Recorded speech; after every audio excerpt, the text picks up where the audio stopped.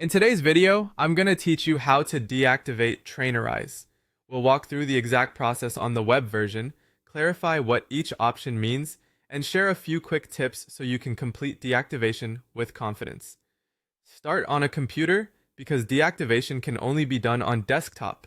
Open a modern browser, go to the Trainerize website, and log into your account. If you try this from the mobile app, you won't see the option to deactivate or cancel, so make sure you're using the web version. Once you're signed in, head to Settings. To get there, click your profile picture in the top right corner of the screen. A small menu will appear. Choose Settings from that menu. This takes you to your account area where subscription options are managed.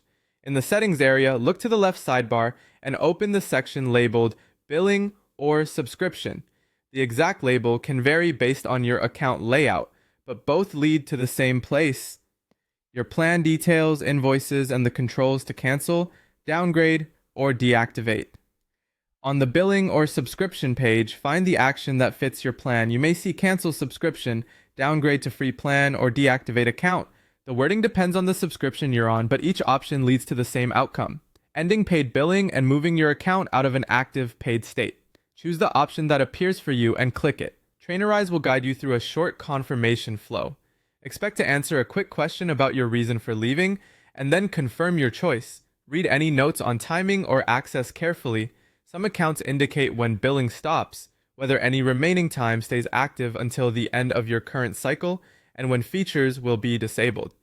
This is a good moment to double check that you've saved anything you need, such as basic plan details or key information you might want later. After you confirm, your account becomes inactive. Billing stops, app features are disabled, and you'll no longer have access to paid tools. That said, your login isn't gone.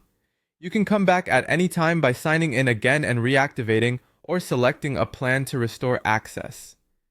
To recap, use the web version on desktop, go to Settings from your profile picture, open Billing or Subscription, choose the available cancel, downgrade, or deactivate option, then follow the confirmation prompts. Once done, you're inactive and billing ends, with the flexibility to reactivate whenever you need.